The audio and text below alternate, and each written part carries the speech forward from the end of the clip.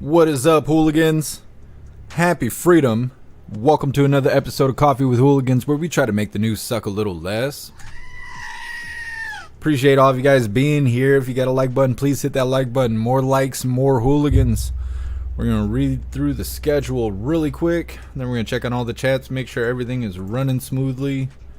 And we're going to go ahead and get her started. Well, seems like we got some things not running. Just a second. It's always something. Let me know how you're doing in the chat while I'm putting this all together. Come on, D-Live. Wake up. We'll give D-Live a second. I don't know what's going on with that. It'll get figured out. Either way. First, I want to remind you guys, if you would like to join the website, right now is the time to do it. Click the link at the top of the link tree and register for your free week with no strings attached. That way you can watch today's live on the website and get the full experience on your very first day.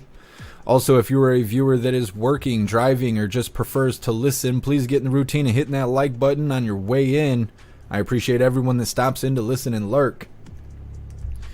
So we'll be starting off with a video titled Almost Treasonous in Some Ways. Rob Schmidt blasts New York Times op-ed about how, I don't know, they care a whole lot about the Middle East and stuff, and they're continuing on with the propaganda over there.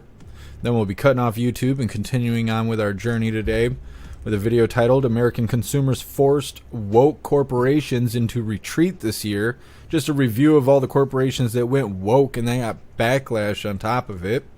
Then we have a video titled There Was No Due Process in Trump Ruling, where they talk about how Colorado made it so you can't write his name in the ballot. You can't write Trump on the ballot. They took all your freedoms away in Colorado. You don't get to vote for who you want for to be president in Colorado. So if you're over there, I'd be real mad. I'd be real mad they took the choice away from you. Then we have a video titled Humanoid Robots in Space. People on a mission to replace people with robots, I guess. I don't know. They claim that's not what they want to do, but they try to stick robots in every market we got. They just think robots are the new shiny toy. Then we have a video titled Nikki Haley is vying for after Trump wins. It's a Vernon Jones interview, which I haven't seen Vernon Jones since January 6th. That was the last time I seen him. He was on stage with Trump before the, whatever you want to call him, the individuals marched down to the Capitol. That was the last time I seen him. But either way, they're discussing Nikki Haley being Trump's VP and why that probably is a bad idea. It also has Trump Jr. on there saying no, he does not want Nikki Haley. Let's see. Then we got a video titled Trump Wins Michigan Court Primary Ballot Challenge. Trump will remain on the Michigan ballots, which is cool.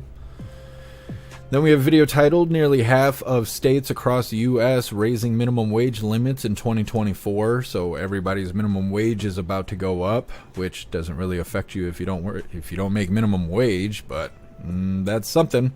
Then we'll be wrapping things up with a video titled They Don't Play Pretend on Delta. I saw this video yesterday where these people were at an airport and they were trying to talk about pronouns and stuff, and they were like, that's great, we don't care about that. Kind of shut it down. And the guy was bent out of shape until he was threatened to be escorted off of the out of the airport. So that, I figured, would be a funny way to end the live. Anyways, we're going to read through the chat really quick, make sure everybody is here and doing well, and then we'll go ahead and get her started. What is up, everyone over on jeffmaclive.com? What's up, Donna Sparks? What's up, Matt? What's up, 10 Man? What's up, Annette? Happy freedom, you hooligans. Appreciate all of you guys being here. What is up, everyone over on Rumble? Let's get those likes up, hooligans. Let's get the front page. Breezy, you were first today. I appreciate you. Thank you for being here, Breezy. Snooks, you were second. You guys were racing. Appreciate you, Snooks. What's up, MU? Happy freedom. What's up, Pumpkin? What's up, Matthew? What's up, Salty Ragu? What's up, It's Gotta Be Turbo? What's up, Elder Zoomer? What's up, Two Crow? What's up, Nana? Happy freedom, you hooligans. What's up, Crystals?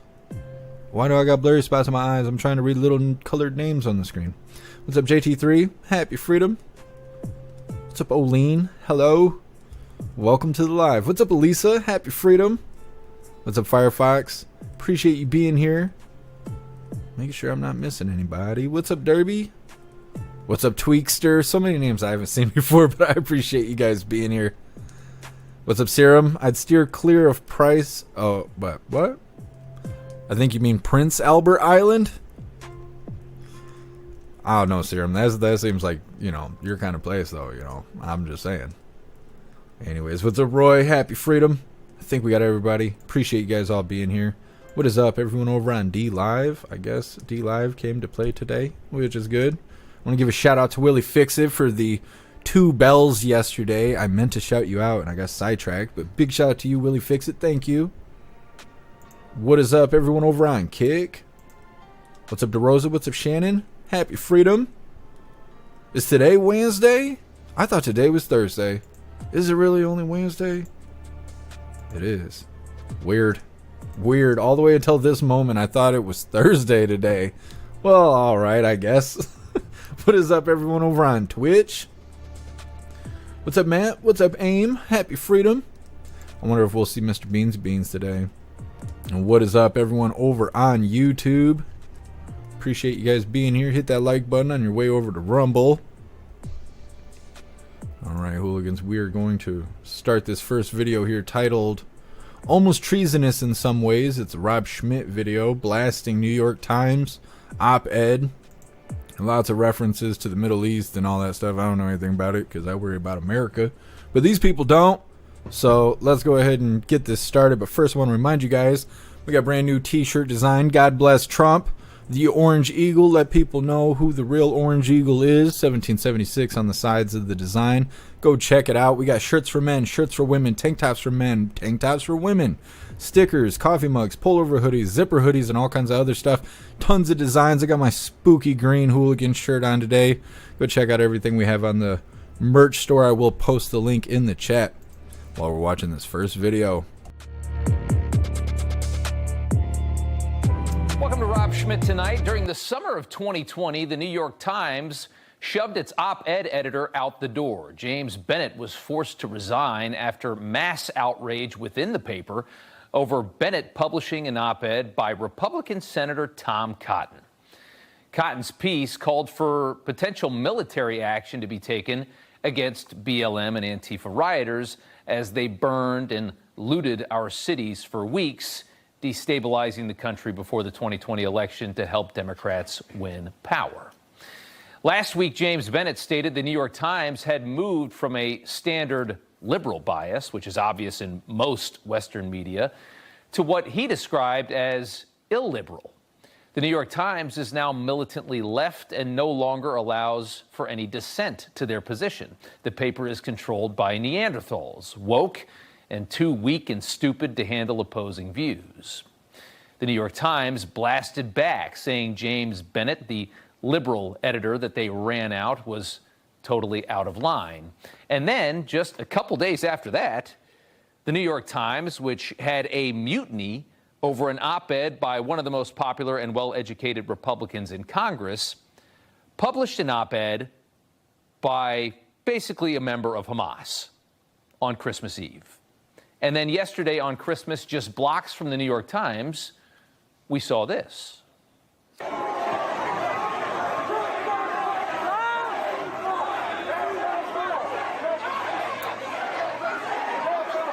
We saw, and the NYPD saw, some of the most violent protests we've seen yet. Pro-Hamas, anti-Israel radicals, so defiant, NYPD called in a level 3 mobilization. That's the second highest tier of response that the department has. It was the worst of this anti-Israel nonsense we have seen so far.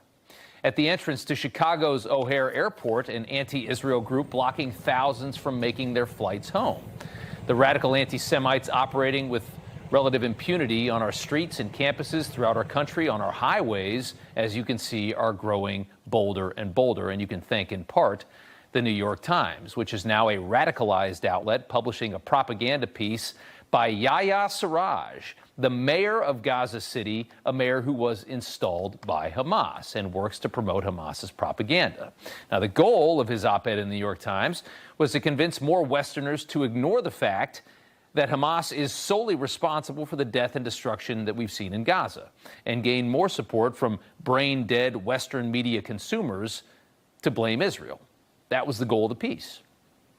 The Gaza City mayor writing, the Israeli invasion has caused the deaths of more than 20,000 people, according to the Gaza Health Ministry, and destroyed or damaged about half the buildings in the territory. The Israelis have also pulverized something else, Gaza City's cultural riches and municipal institutions. The unrelenting destruction of Gaza, its iconic symbols, its beautiful seafront, its libraries and archives, and whatever economic prosperity it had, has broken my heart.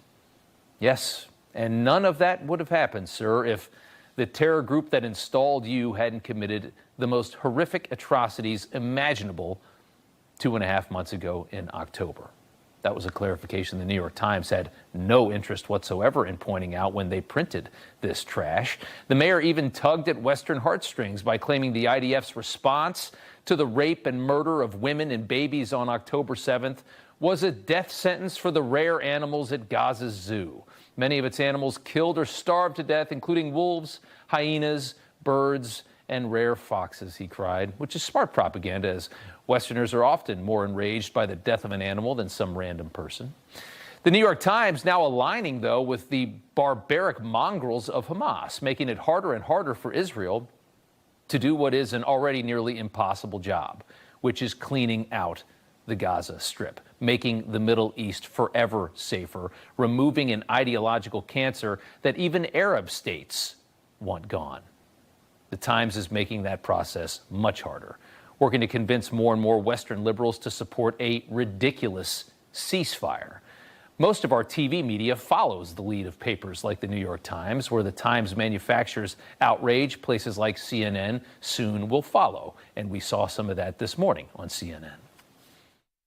Our troops are finding right now on the ground in certain neighborhoods in Gaza pictures of children, women with guns, Hamas uniform tailored for children, and a Hamas terrorist that we have arrested just admitted on record. Does that make the children? Does that make the children justifiable enemies to you? Is that what you're saying? Does that make all of the children justifiable enemies to you? I mean, you're raising the specter of them being used in military uniform. This is not what I'm saying. I'm saying that a Hamas terrorist that we have interrogated has admitted in the interrogation that Hamas are exploiting children. They're using them to transfer ammunition.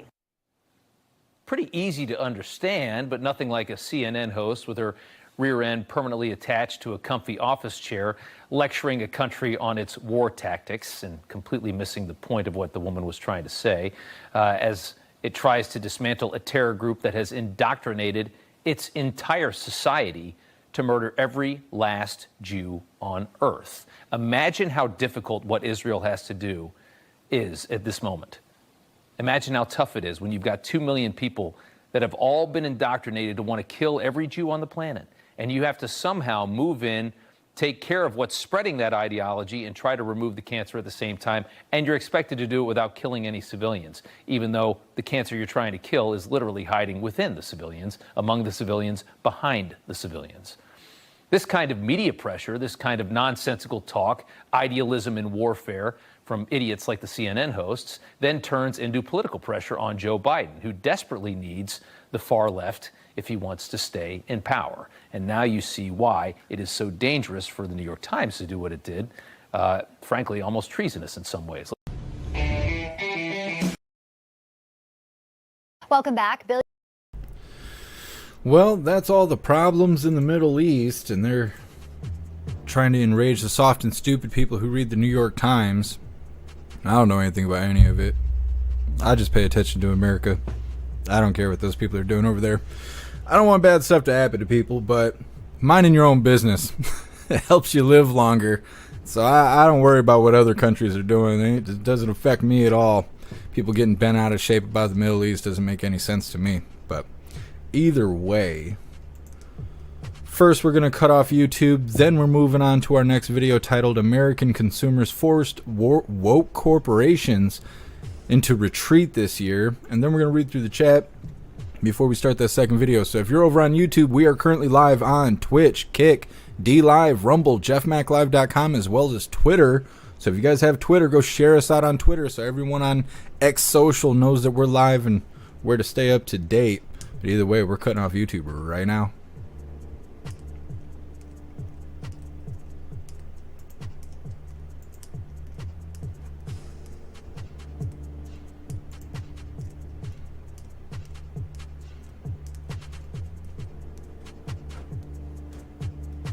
Klaus Daniels, what is you doing? Rearranging the living room is what it seems like. Come on, YouTube. Catch up. I was doing testing and stuff yesterday. It's like just over a minute behind.